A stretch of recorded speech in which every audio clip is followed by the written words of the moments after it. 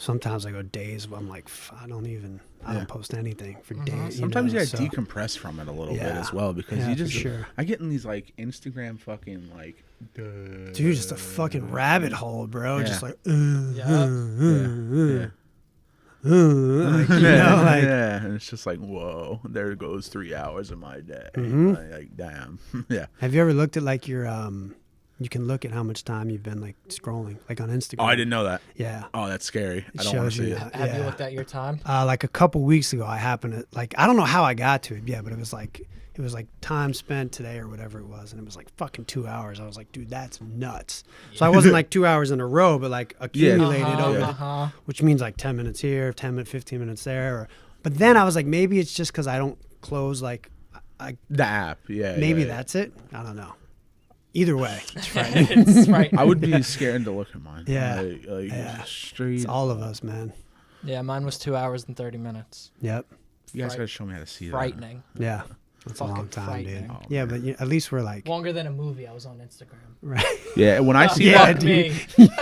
Whenever I am. Yeah, dude. Yeah, a long movie, like longer than a long movie. Yeah. Like remember dude. Braveheart? Yeah, a little bit. Yeah, exactly. Like 20 minutes more than that. Like, fucking. That's all right. You guys down to get the show on the road? Absolutely, my bad.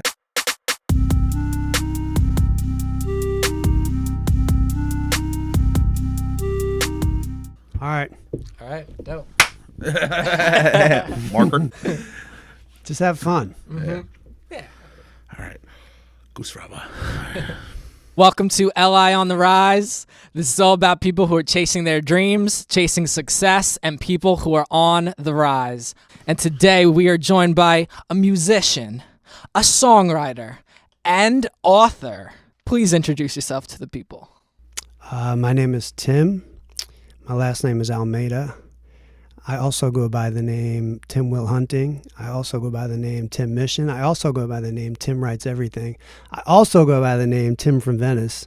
And I am from the Cosmos, and I am lead vocalist for the band The Native Alien Tribe, and I do a bunch of other things. I'm the author of the Custodian Chronicles Volume 1, available on Amazon and Amazon Kindle.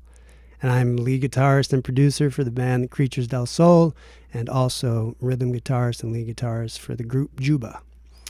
And welcome. That's it. Woo. Welcome. Awesome. This guy's doing a lot of different stuff, man. That's all I'm doing right now. That's it. No big deal.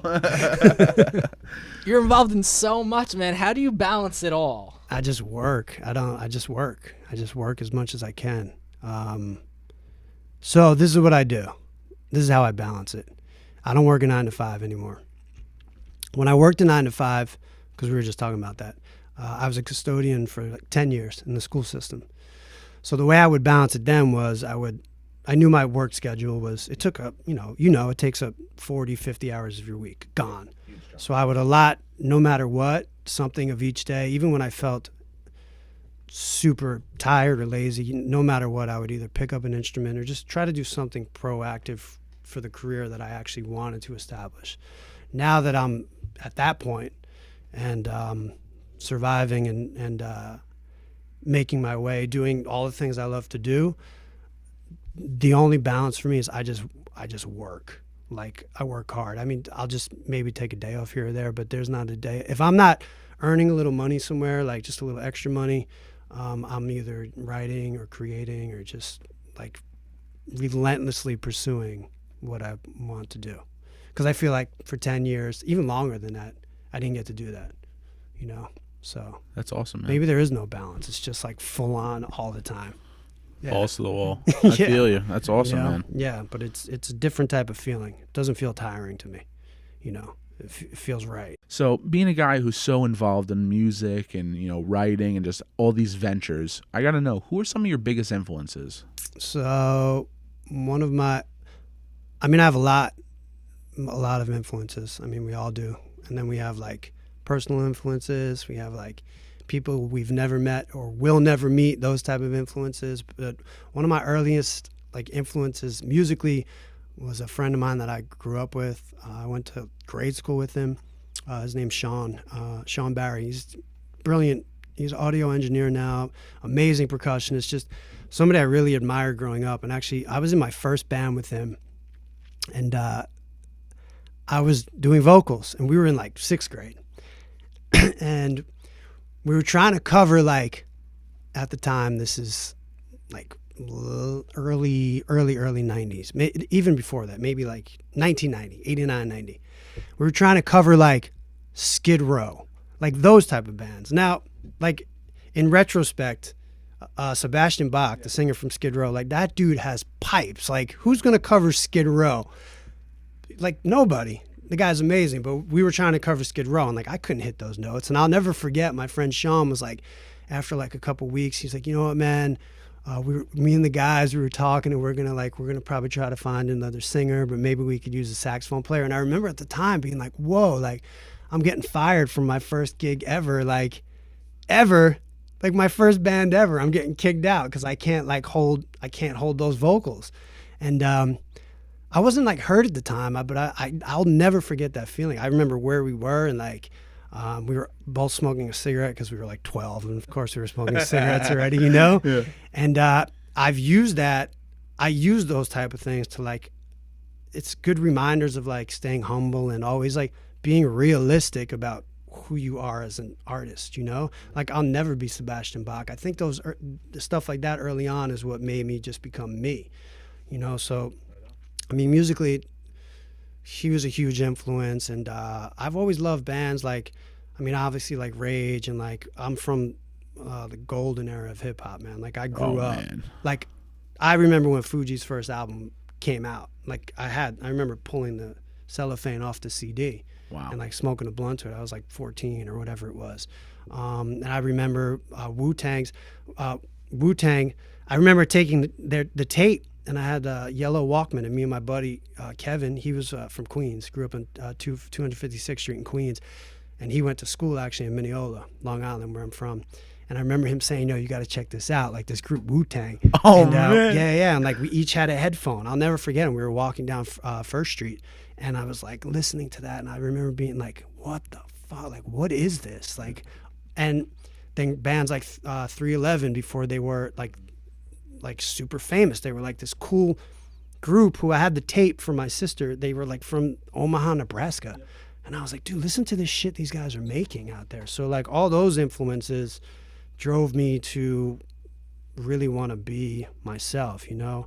And then as far as like a writer and just an artist in general, I mean, honestly, my high school band teacher was a huge influence on me. That guy's passion, like, his name was Mr. Patterson. He was like on fire. Like, he probably wouldn't be able to teach the way he does nowadays because people would get offended. But looking back, he was almost like, you ever see Whiplash, the movie Whiplash? Well, the drum instructor, he's like out of his fucking mind, but he's like, you can tell he's like getting it out of, Like the mad scientist. yeah, like like that. Yeah.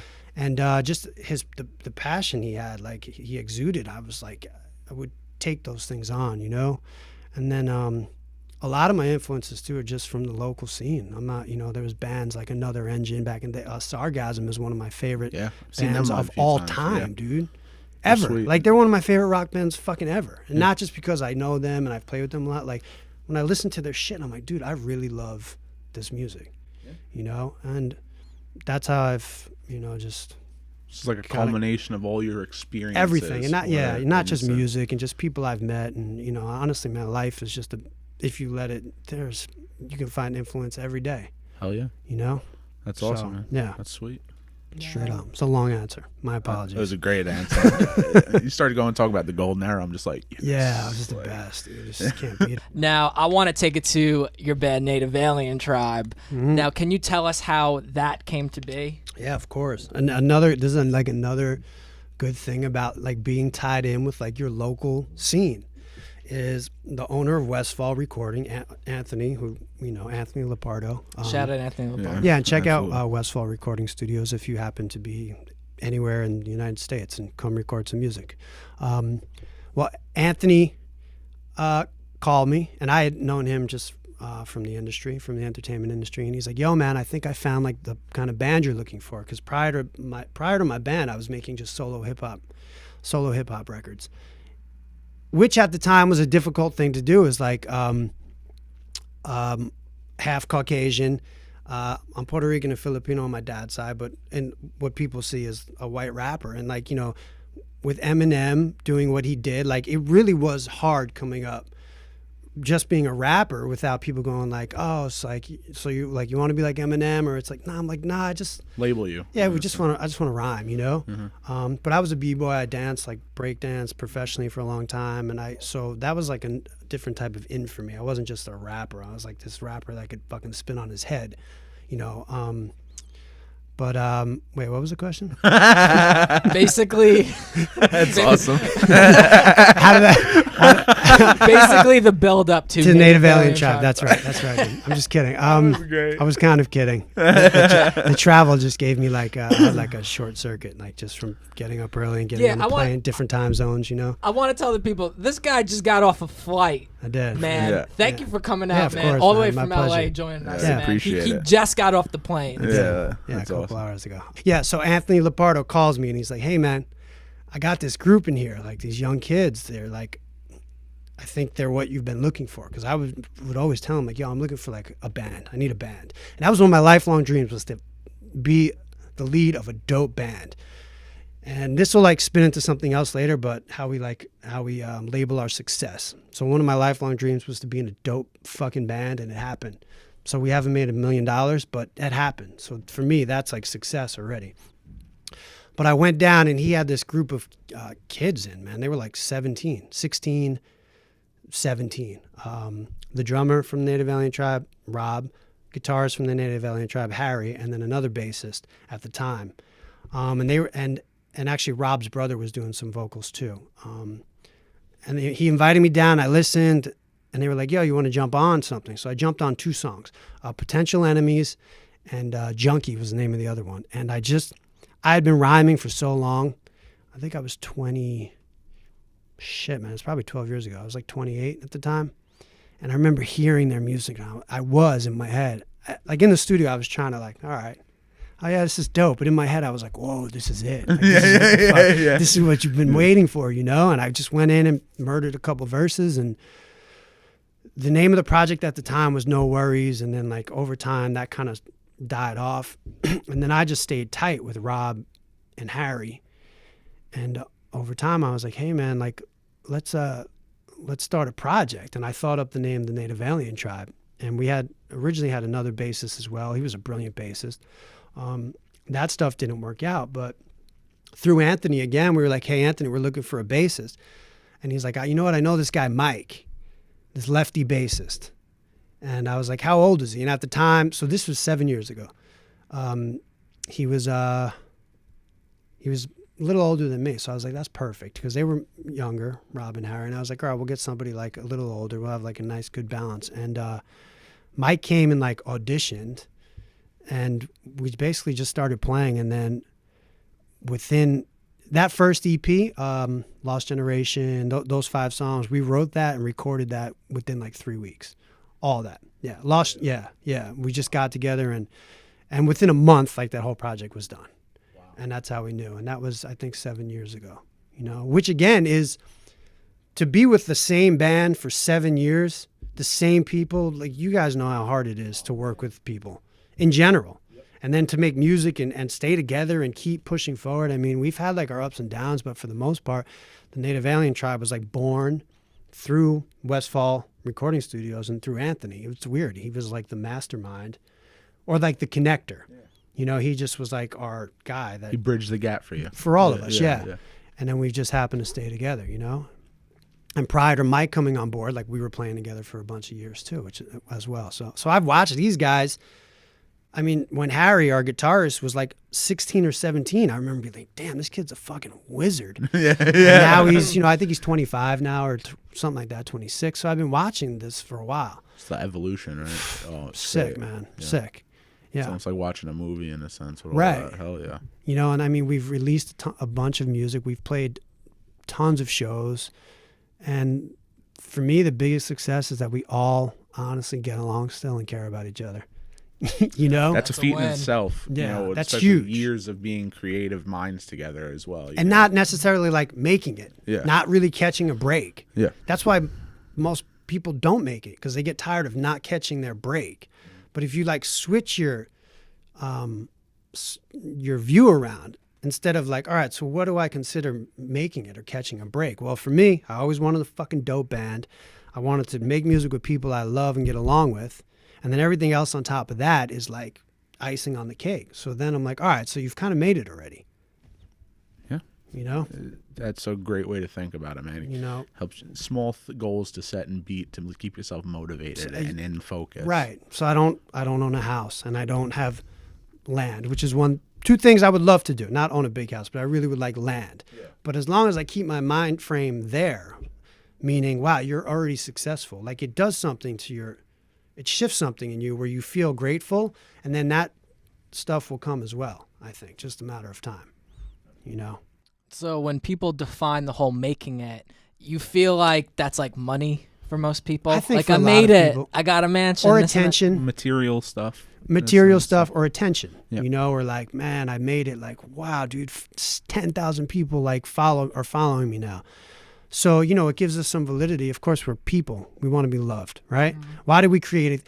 I never could get down. Well, not that I couldn't get down, but I'm sure there are some artists like John Frusciante from the Chili Peppers who's like that dude makes music like he does not give a fuck who listens. You could tell, like, that guy doesn't care. He's like, but for me, I think a lot of us as musicians, like, we do make, or even as artists, like, we make a product with the hopes that people are going to check it out and be like, yo, it's dope. Because you want the validity. Because otherwise, after a while, you're like, all right, so why am I actually doing this? So, I mean, it's complex, but I do think making it to a lot of people is like catching some type of fame. For me, making it has always been about, like, how can I sustain myself and also be happy and just do the shit I love to do. And I'm starting to get to that point, you know?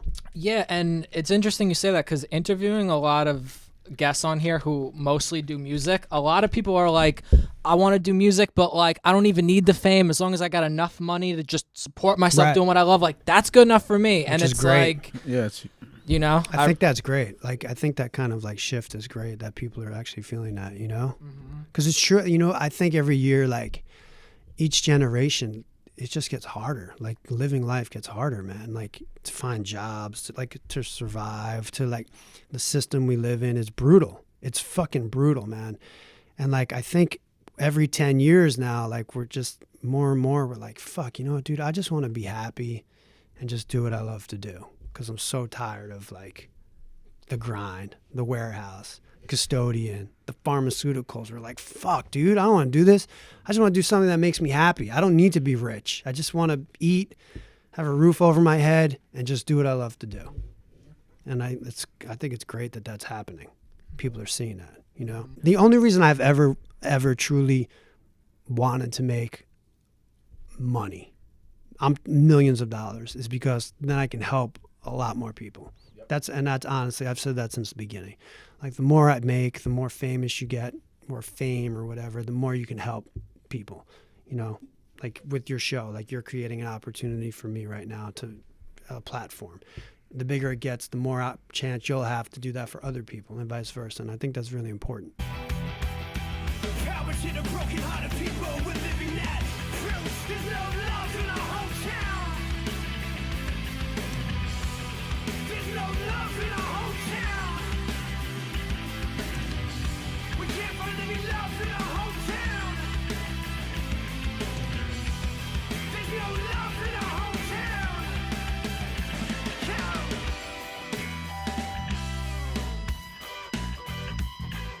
I want to touch on one of your songs called Hometown. Now, over and over again, you say, we can't find any love in our hometown. We can't find any love in our hometown. How did you develop this courage to express yourself like this in your music? When it comes to that, like writing it and being like, all right, am I going to say this? Like, those are the things you're supposed to say. And I remember like when I wrote that song, Hometown, I remember being like so frustrated because, you know, you give so much to a scene and you try so hard and like you're trying to generate business for clubs and these like promoters who don't really promote anymore. And again, like I'm a 40-year-old man, so I've been trying to do this or doing this, not trying, I've been doing this for a long time, or it feels like it. And I've seen the way things have changed. And you have a local scene, and it's not just here on the island. It's any local scene where at some point business owners and bars and things like that, venues started hurting for business, and they were like, fuck, how can we get people in here quickly without us having to fucking spend time getting people in here?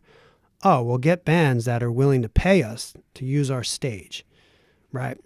So what happened with that is we went from this, look, competition is good in a lot of ways when it comes to certain things, like say music. And I don't mean competition like let's have a battle of the bands. I mean just like what rises to the top and what doesn't. Now it kind of it brings truth to the table. Like, so instead of like the dopest bands getting booked, what started to happen was like, oh, your band only practices like once a month, oh, you have like 2 songs recorded? Cool. Do you guys want to pay us like $200? You can come play our venue. As opposed to like, oh, wow, you guys play like 5 days a week and you have 2 albums recorded. Do you want to pay us $200 to play at our venue? And of course that band's like, no, I'm not going to pay you my money to, like, you can hire us. We'll come play at your venue. You know? Like, do you ask your bartender, like, hey, can you give me some money and then you can bartend at my place? Like, no, you hire them to do a service. And that's what we do when we're playing live. We're offering entertainment and a service, the same way a DJ does, the same way waiters. We're part of that service, you know? And when I wrote Hometown, I think I was just to the point where I was like, you know what? You get sick of like the apathy. You get sick of people being apathetic, and you get sick of like being passionate and seeing people you love being passionate and seeing groups working really hard to try to make something happen. And then the other side of it, which are the venues, that the other half of the team isn't holding up their end of the bargain.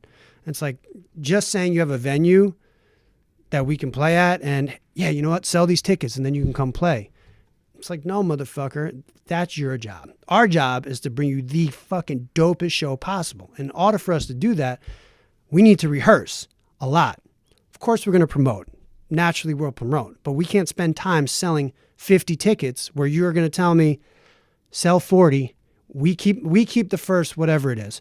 Here's 40 tickets. We keep the first 30 you sell. And then you get half on each ticket after that. Well, that doesn't really seem like fair to me, first of all. I mean, if you came and said, here's 50 tickets, you keep half of what you sell. Then, all right, maybe we could talk a little bit more because, okay, so at least you're cutting it 50-50 with me. But more incentivized. Yeah, but what I think happened is that businesses and venues, they started taking advantage of people that were just desperate to play their music and be heard. Again, taking advantage of fucking artists. Of course, we all want to be heard. But I think it just either on purpose or not on purpose, or just a lot of the way human shit goes. It's like this weird mix of like, it's supposed to happen and just a whole bunch of fucked up shit happens. And all of a sudden you like sit back and you're like, whoa, how do we get here? You know? And I think Hometown, where I'm talking about that, like they tell us to pay to play. They tell us to pay to play. How can we evolve as artists when you steal the food from our plates? So that's what I'm literally saying is like, you're asking me to spend my time not perfecting the craft that I'm coming to do at your venue for your patrons. You're asking me to not do that, and you're asking me to sell tickets to give you the money, which is what you're telling me then is that you don't really care about what we sound like. You care about just making money. And when things went to just making money and not putting on dope shows and making money together, that's when things started to go downhill, because you can do both. They used to do both, you know? And then you see CBGB's close and BB King. You see all these places close because, again, we're living in this like capitalist system where it's just always about the money. And year after year after year, that it's been so exacerbated by everything that's going on that this is where we're at now. It's like, fuck, I'm trying to survive, so I don't care what your band sounds like. Give us some money and you can play here. Because if not, my business might go out of business. And then what? Which is also understandable as well. So, right, you try to have compassion for people. But that's what music is for, and art is so like you can channel your things not so aggressively directly. You know, you can like basically I'm having a conversation with people on the scene there, people that maybe are in charge of booking and promoters and radio personalities, all these people I've come in contact with over years. And I'm telling them through that song, this is how I really feel. And it's more digestible for you than me telling you directly to your face. Right You on. know, because most people aren't comfortable with front. I'm not, you know, still. A lot of us don't like confrontation front to front. I mean, face to face, front to front. Jesus. whatever. Some of us like confrontation front to front. But through that song, like Hometown, you know, like that's just how it felt. Like there's no love in our hometown, which is ironic that it became like one of like, when we play now locally, it's like one of the favorites for the fans. And I'm always like, you know what? It's not for you guys who like enjoy our music. And this is like, but I think people understand that, you know, and I think for artists, like it resonated with a lot of people. And they were like, fuck yeah, that's what I've been feeling too. Sticking it to the motherfucking man. Yeah, in a way. I mean, you know, Yeah.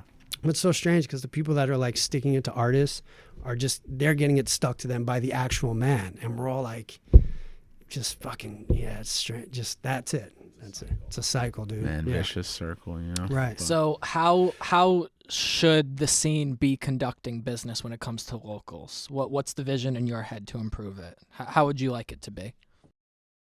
I think Washed Up Media, Sean Ageman, I think he does a lot of things the right way. He puts on his own events. He's in with a few venues, not a lot, but a few like choice venues. And he just puts together really good events. Now, financially, I don't know how he works it out with them, but he puts on great shows.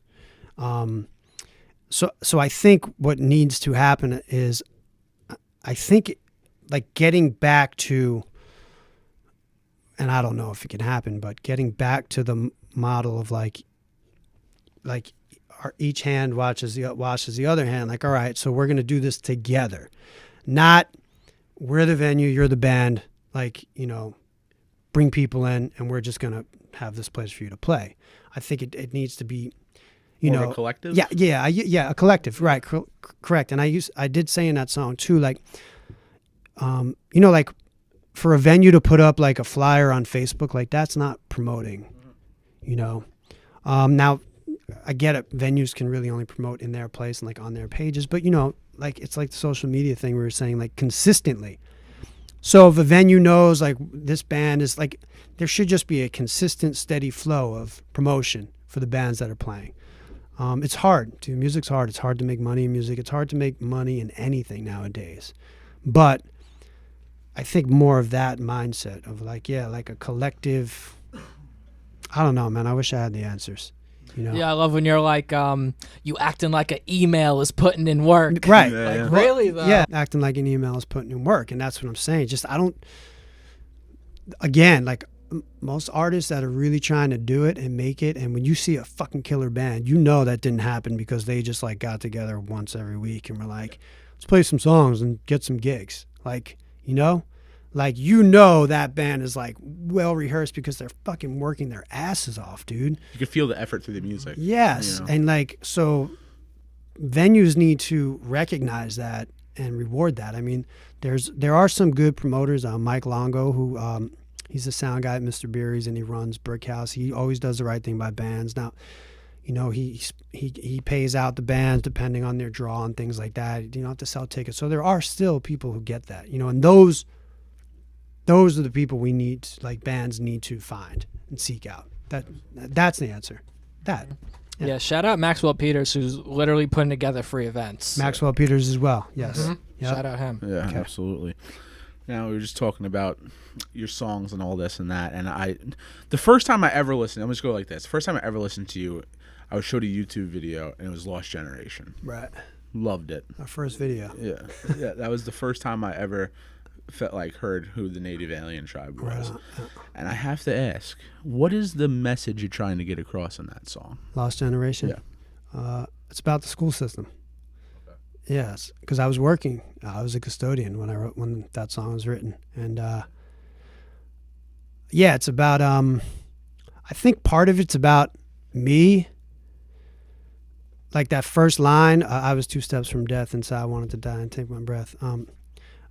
A million little kids locked down with a black flag on their chest. Like, was about my time in school. Kind of this public school system it's strange. When you really, like, most people leave school and then they never look back at it. They don't think about it again. They don't really think about your most fucking formative years in life were spent in that institution. It's fucking wild, right? And for a lot of us, it's not really good. Like, I was anxious in school. I'm still anxious to this day. But like looking back, I'm like, oh, that's why it wasn't really a good environment for me. It was confusing for me. I was like, maybe I was one of the popular kids, but then I was like, maybe I wasn't. I just like, it was confusing. And I think that's what that song is about. Lost Generation is like, what actually is going on inside like the school system? And when I talk about like when the guns are drawn, I could see the blood on the White House lawn. That's just more of a general like revolutionary, you know what I mean? Maybe I picture like finally every kid in school is like, fucking, I've had enough. You know what I mean? And they're all like rushing to Washington on buses, like little elementary school sick kids, of this. fucking holding Glocks up in the air. Like, but yeah, that's what the song is about, you know? Like it's about that. It's about the school system and how it made me feel and how I think it makes children feel. Going through your experience in the school system, you know, obviously by going to school, and also you've had the chance to be a custodian in the school system and kind of be like the fly on the wall with the eyes and see everything as it is. How does that differentiate? Like, seeing it as being a part of it, being a student, and then seeing it as other people going through it as well? Like, what? Dude, like, it's like being a grain of fucking sand in a sandbox where people are like playing and stepping on your head all day, to finally being like that grain of sand that got like thrown out of the sandbox, and all of a sudden you're like, whoa, I don't want to be in that sandbox anymore, getting my head stepped on. That's what it was like to become a custodian, where I was like, all of a sudden I was like, whoa, like, oh, okay, this is what's really going on. Like the rigidity of it, like think about how crazy it is to ask children to like stand in a single file line every day. Like think about like the training that's happening. The programming is happening. So like when like working overtime, I realized, oh, well, that's why school wasn't good for me at all, because I fucking march to my own drum, always have. And of course that never would have worked out for me. That's the weirdest fucking model ever. Like, you know, like especially for artistic people, like who just like need to be fidgeting and fucking moving around. It's like, no, stay in this little box every day from the age of 5 to the age of 17 or 18, you know, or 8 months out of the year. And like, so working as a custodian, that really why I wrote the book, The Custodian Chronicles, is it was just after years of working, I was like, you know what, man, I don't like this job, but there's something here that I can create. So I just started like jotting things down and like jotting my observations down. And then like through that, when you write a book, you have to start researching like, all right, well, how did this start? And like, where did this come from? So then I start learning like the history of public schools, and you start to see like, it is, dude. It's like, it's a social engineering platform. That's what like any system is. But the school system is like socially engineering. And think about it. That's why it's still segregated. That's why it's still like putting children on the path of like college and career, which is nowadays, we know, is fucking debt, more debt, and then hopefully a career that can pay off some of that debt by the time you're 50. So I don't know. My question with the school system that I always had and still do is like, is it doing more harm than good? That's my ultimate question. And people don't like to admit that it might be. Yeah, people just like to accept this is what you have to do. This is what we do. This is what everybody did. Do it. It's about why. Yeah. Like that's how shit changes in life. And until people are willing to say, and I think we see it more now, more people are sitting back and going like, wait, hold the fuck up. Like why? Like why are you sending troops to the border, and why are you trying to blow? Like why the fuck are you doing this? I think that's a good thing. And that's because of the internet.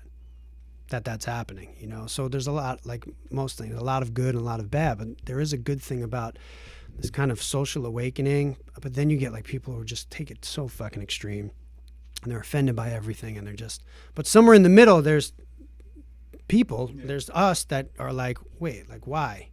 Before I do it, why? You know, and I think that's really important. Yeah. It's crazy because it's like they say you're getting educated. You're getting educated. Right.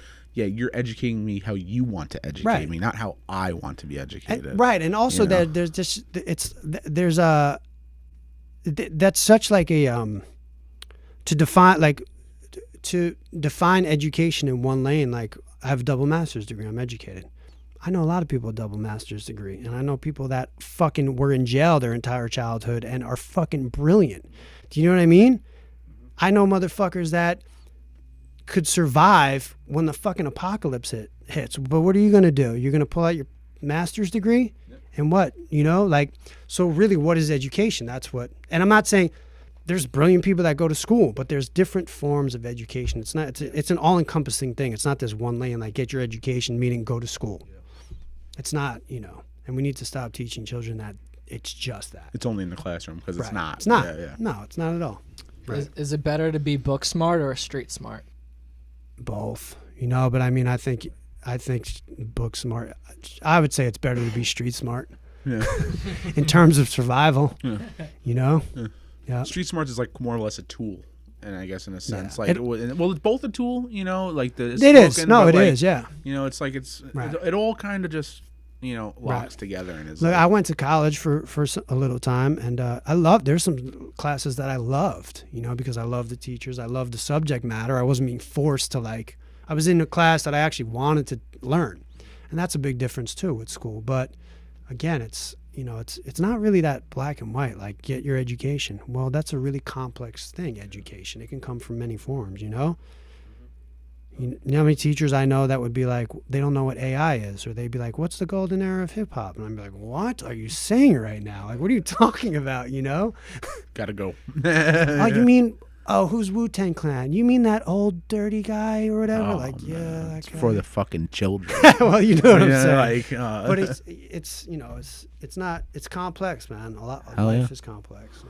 It's awesome. I loved all of that, by the way. That was Thanks, sick. dude. Yeah, that was Thanks, man. kind of on the same wavelength in a sense. Yeah, I know. could go on for hours about this I stuff. believe it. Because I Sorry. really fucking could too, to be honest with Yeah, you. it's important Hell to yeah. have these conversations, Yep. Now, getting back to your book, you're working your job as a janitor and you're forming your opinions about the public educational system. What made you want to put it into a book and put it to the public? I'm a writer, and I figured this when I was writing that book. I figured the worst thing that's going to come from this is that maybe I'll help a few other people wake up or see things differently. And it took me 4 years to write that book. So it wasn't like I just sat down and wrote it. Like, it was an ongoing investigation. It was like an ongoing thing. And when I put that book out, like, I had teachers come up to me and tell me, like, yo, like, your book reminded me of why I started teaching. Like, I forgot, because they get so, and there's a lot of good teachers in the world, but they get so fucking weighed down by bureaucratic bullshit, because it's a government institution. It's bullshit, a lot of it, because that's what government does. They waste your time and they waste your money, and they just make the most money. But there were teachers that said, your book really reminded me of why I started doing this. And that's what I was trying to get at. So I wasn't trying to be overly opinionated. I was trying to change the conversation to, like, wait, like, let's look at it a little different way. Like, maybe it's this. Maybe you yelling in that kid's face isn't you disciplining them. Maybe that's you causing that kid to fucking have anxiety, like my 5th grade teacher did. To this day, I can remember. Think about that. I'm fucking 40 years old. I specifically remember a moment in my life when a teacher yelled at me and caused me anxiety. Think about that shit. Yeah. And it's like, most parents are like, well, they're going to school. It's not even a second thought. I've known teachers who go to rehab during the summer and then come back and start teaching in September, and nobody knows shit. Now, let me ask you something. If you had children and their babysitter was like, I have to go to rehab, like, I'm going to go to rehab and then I'm going to come back to watching your kids in September, but I'm not going to tell you or anybody. You're not even going to know this. Your babysitter goes to rehab and then come September is watching your kids again, and you find out, wait a minute, she was in rehab? Like, were you watching my kids while you were fucked up for all those? Yeah, like, think about that. But since it's teacher or it's school, everybody's like, well, that's just what it is. Yeah, send them there. Yeah. So it's not even like not only is it not physically safe sometimes, as we've seen, especially with like mass shootings and things like that, it's a lot of the times it's not really emotionally. That's what I'm talking about in my book. Is it emotionally and mentally safe over time for your children to be in that place? It could be if there's more of like this awakening, and there's starting to be like breathing awareness, like techniques that they're doing with kids, which is great. But not only does the behavior and the way we teach have to change, the fucking system has to change. And to get that to happen, I mean, we're looking at 250 years at least of good luck, unwiring, which might be happening right now. I just hope it all goes for the best, man. That's all you can do. Really do. And I do honestly, man. I think most people mean well. We are all just victims in a sense of where we're born and circumstance and the system, and that's the hardest thing with like people that are just so unempathetic towards like immigrants or poor people. It's like, dude, you just happen to be born in a different place. Yeah. You literally did nothing. Yeah. Your parents fucked somewhere else and had you somewhere else. Yeah. You could have been that person, but you just got lucky as shit. Yeah. Right? Yeah, it's crazy. Sorry.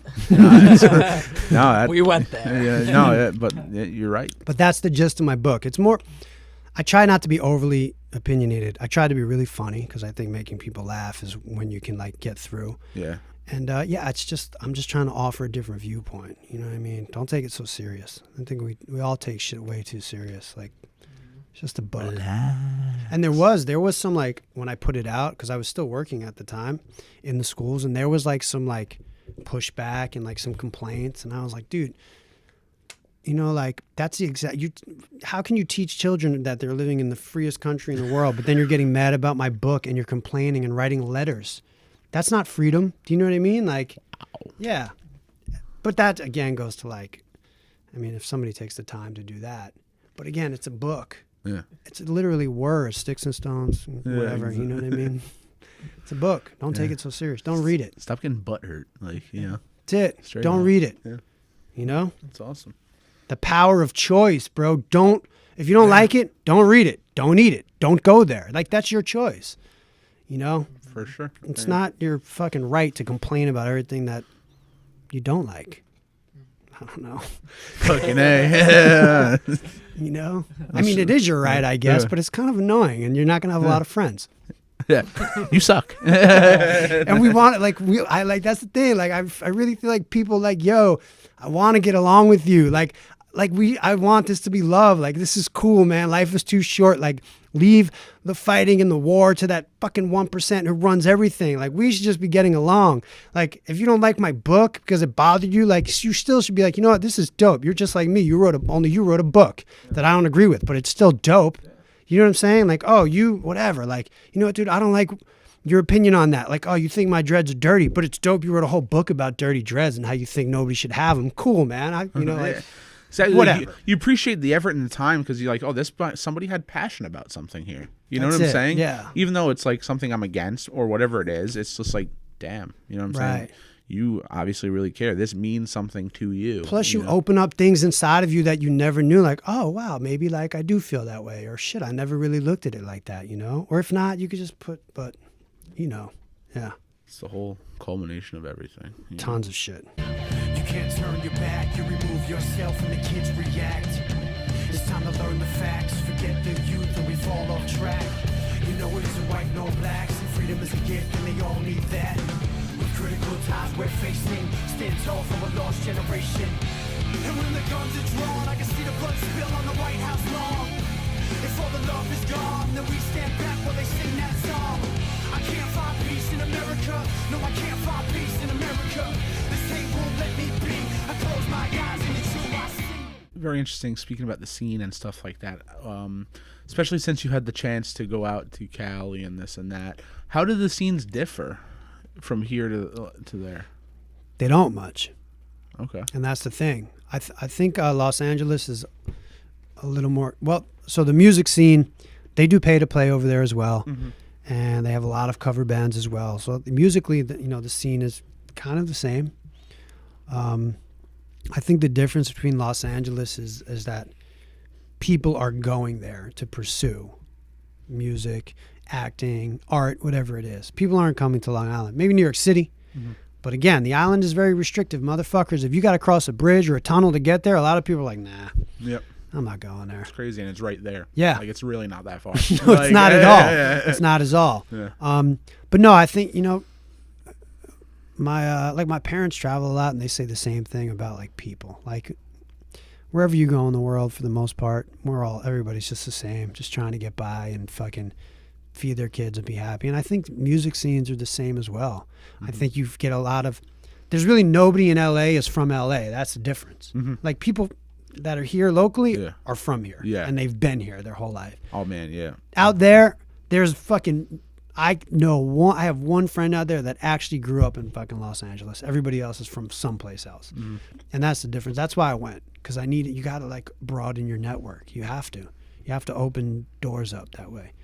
Because if not, this island, like I said before, like you just go around and around and around. No, it's real cool in a sense too, because like you share creatures to someone out there, you share the native alien tribe to someone out there, and it's like this dude's from like Omaha, Nebraska, and like he's like, yo, these guys are sick. Now he's sending it to people in Nebraska, right? And it's like it's just cool because it's like there's a myriad of people there. Dude, so to branch out, it was a big deal for me. Like I really felt like going out there. Like I've wanted to go out there for 10 years, and I just, for personal reasons and whatever, it was just finally the right time for me to go.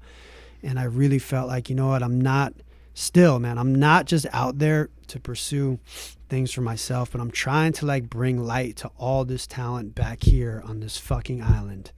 The Sargasms and fucking Moontooth and what's his name? I can never pronounce it. Marcos, like who I'm shout out to becoming Marcos. A fan of, and my band, and just like trying to open doors for people, because that's all you can really do. So I am trying to be a leader in that sense. Like Creatures del Sol, all those bass lines were done by Mike from Native Alien Tribe. Okay. So like, how can I get people involved? Just even in little things, If I get the show picked up, like if I can get this TV show picked up, original score, fucking Long Island and artists that I meet that are independent, trying to come up and make a living. That's who's gonna do the music. You know what I mean? That's sweet. I love fucking I love John Mayer, dude. I really do. I've always loved John Mayer, but John Mayer doesn't need any more support or any more money. Yeah. You know what I'm saying? No, you're right. And he even knows that. Yeah. 100%. You know what I'm saying? Yeah. Yeah. No, it's right, because it's like, if you're going to make it with that TV show, let's say, it's like, it's almost your duty, not your duty, but other people's duty to like bring people up with you and like show them like, yo, here's a platform, here's a chance for you. You know what? Like, right. For this like segue into this scene, we're going to use your guitar like riff. That's whatever. community. Yeah, exactly. That's it's community, the community man. of it all. Yep. And those little things, like what it does for the other person too. Like, like it fucking lifts them up. I had a friend years ago that was interested in using like Lost Generation for something, for a company, and like I remember being like, dude, that's so dope. Like somebody wants to use that song for their shit. Like that feeling is great, man, and that's what it should be about. I'm already like scouring. I'm like, wait, who would I want to have play this part? Oh, I remember this dancer from back in the day who's still like doing things in the dance world, but would be a great actor. Let's have that person read for the part. Like you have to think that way, For sure. I love how you're bringing people along with you, man. I think we need more people like that. I don't know. I'm like highly sensitive, dude. I feel it. Like I feel the frustration. I've been trying for a long fucking time to like really break through, and like every time you feel like you're just about to, it's like, ugh. Then you write a song like Hometown, and that's how you get it out. And then you keep moving forward. And like, I just feel like collectively, man, there's a lot more we could do together, but we have to, we're all trying to survive. And that's a big part of it. Oh, yeah. But we can help each other survive. It doesn't have to be so like, fuck, I'm trying to survive. It's like, nah, dude, we're trying to survive. So what the fuck can we do? Yeah. That's why, like, when I knew I was coming back to New York, I'm just here until Tuesday. You hit me up, and I was like, I have to do that. I have to do that. Like, I have to. Like, then I was like, I'm gonna book a show too while I'm there. So then I booked a show for Saturday night. Hit up Sargasm. Hit up another band. I was like, dude, I'm putting a show together when I'm in town for fucking 4 nights. I'm going to make sure at least 3 of those nights are packed with local shit to fucking help people get out. That's what I did. And then tomorrow night we're doing like a live stream with Blockhead Studios in Deer Park. So that's the work. You know what I mean? So maybe I'll make a couple bucks at the show on Saturday, but who gives a fuck? I'm gonna go back to LA like, dude, we just fucking romped it. We just killed it. Hell yeah. This show, that show, this show. We all got cool content, shit we can show people. We had cool conversations. We all fucking grew a little bit, you know, and that's it. It's love. It's all love. Yeah. Hell yeah. That's what the Native Alien Tribe's about, by the way. That's this is the tribe. That's it. I love it. Yeah. It's great, man. That's it. So Nicely said, man. Yeah. that's all. I gotta tell you, you're dropping fucking gems today. Thanks, bro. I've had a lot Yeah. of time to myself for the last few months. Yo, get it all out, man. That was I'm loving it. Thanks, dude. Now- That's just how I feel, yeah. Tim, you are a guy who has so much going on, man. I love the work ethic. I love the passion. Thanks, man. What are your plans for the future? Immediate future? Like right now, after this? Whatever that I'm in a means. shower. It's been a few days. No, so I'm trying to get together a pilot, which I probably shouldn't be talking too much about that because motherfuckers do. You know what they say? All the greats steal. Yeah. That's what they do. But no, I'm working. I'm starting to do some like TV writing, which I've never done, which is really interesting to me. Like LA is the place to do that and to learn, like find the right people to learn from, which I'm fortunate to be able to be doing that. Just gonna keep playing music. I have a bunch of like solo stuff I'm gonna put out actually, like a solo EP, which is more like a rootsy, like island rock reggae type feel. Where can people find it when it comes out? When that comes out, it'll be on my YouTube at Tim Writes Everything, and I'm gonna release it too on iTunes and everything. So it's gonna be called Tim Writes Everything. Like Okay. that's because I figured I'd do kind of write everything. So I'm just gonna keep developing the music while I'm also like developing the TV stuff as well. That's what my immediate future holds. Yeah, and just probably be in LA, I think, for at least another year. But I'm gonna try to get back here next time, you know, for like an extended stay. We'll see. You know, I would love to line up a dope show this summer out here. Hell yeah. That'd be cool. Yeah. Sick, man. Dude, we wish you the best with everything. Thanks, man. And, You as well. You as well. Thank you. And we thank you for coming out and joining us, man. Yeah, you Thank just keep doing it, man. Keep doing it. It's really important, you know. Even when it doesn't seem important, man. Like this shit, dude. The time, like you're putting in time and energy to like you're producing a show. Think about that. Yeah. It's crazy, right? You know, yeah, it's Wow. really commendable, bro. It's cool. So thanks for having me, man. I really appreciate No it. problem at all. It's been a great time. Yeah. And before we wrap things up, where can people follow you on your journey? Just follow me. I'm mostly on Instagram at Tim Writes Everything, and then Twitter sometimes, Tim Will Hunting, and same on Facebook, Tim Will Hunting. But mostly just Instagram. I'm a big Instagram fan. I like it. Right You on. know, And where can people find the Native Alien Tribe? just search the Native Alien Tribe, Yeah. and that motherfucker's gonna pop up. Literally you know? the first thing to come up. Yeah, I would love, honestly, real quick, yeah, the Native Alien Tribe, there's a song we have, it's off our Echo Earth EP. It's called Facelift. There's two songs, Facelift and Skinner Sweet. Those two songs, I think if you could just listen to them, like for where we're at right now, I think they're really prevalent and important, like really important to listen to those two songs a few times, if you could. I think they'll help. Word. So that's it, man. Everybody keep your fucking eyes out for those songs. Look at them. They're out there, so just get them. You can listen to them for free. Yeah, come on now. Like, everybody wants something for free. Yeah, it's totally free. Softballing you on like, come on, like